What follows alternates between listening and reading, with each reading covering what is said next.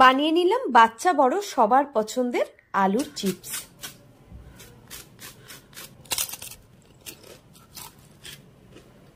নমস্কার বন্ধুরা, আমি অপালার রান্নাঘরে আপনাদের সকলকে স্বাগত জানাই। আলুর চিপস বানানোর জন্য আমি এখানে নতুন আলু নিয়ে নিয়েছি দুটো। আলুগুলো ধুয়ে খোসা ছাড়িয়ে নিলাম। এইবার আলুগুলোকে পাতলা পাতলা করে স্লাইস করে নিচ্ছি।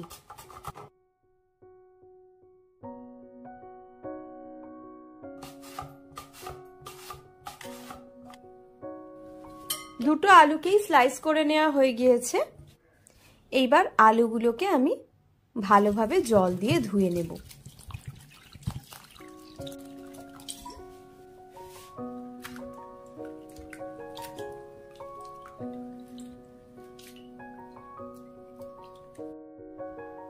আলুগুলোকে ৩-৪ বার জল পাল্টে পাল্টে আমি ধুয়ে নিয়েছি। এইবার আলুগুলোকে সমস্ত আমি এইভাবে শুকোতে দিচ্ছি। এমনিতেই এখন শীতকাল, তাড়াতাড়ি শুকিয়ে যাবে। তার উপর আমি আবার এই কিচেন টাওয়েল দিয়ে এইভাবে একটু মুছে নিলাম। দেখুন কত তাড়াতাড়ি আলুগুলো সঙ্গে সঙ্গে কিন্তু একদম শুকনো হয়ে যাচ্ছে। সবগুলো আলুর স্লাইসকে একইভাবে আমি শুকিয়ে নিলাম। এইবার 2 টেবিল চামচ কর্নফ্লাওয়ার নিয়ে নিচ্ছি।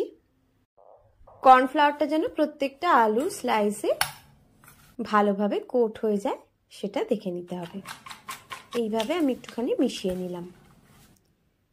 এবার তেল নিয়ে নিয়েছি, তেলটাকে ভালোভাবে গরম করে নিয়েছি। নিয়ে প্রথমে একটা আলুর চিপস দিয়ে আমি দেখে নিলাম। আমি আলুর চিপসগুলোকে 2 বার ভাজবো। প্রথমবার সবগুলো চিপসকে মিডিয়াম টু হাই ফ্লেমে মিনিট খানেকের জন্য ভেজে আমি উঠিয়ে নিচ্ছি। একটা থালার মধ্যে ছড়িয়ে এগুলো ঠান্ডা হতে দেব।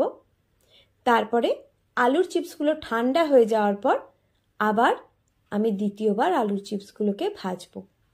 এই যে দেখুন ঠান্ডা করতে দিয়েছি, ঠান্ডা হয়ে গেছে। এবার আমি গ্যাসের ফ্লেমকে লো টু মিডিয়ামে রেখে সব চিপসগুলোকে ততক্ষণ ভেজে নেব যতক্ষণ না চিপসগুলোতে হালকা বাদামি রং এই ধারটাতে চলে আসছে, যেমন এইগুলোতে এসছে। এই লটে একটা দুটোতে এসেছে মানে বুঝে নিতে হবে আমার সবগুলো চিপসে কিন্তু ভাজা হয়ে গিয়েছে। এর চেয়ে বেশি ভাজলে চিপসগুলো এরপরে পুড়ে যাবে, তখন আর খেতে ভালো লাগবে না। একইভাবে সবগুলো চিপস আমি ভেজে নিচ্ছি।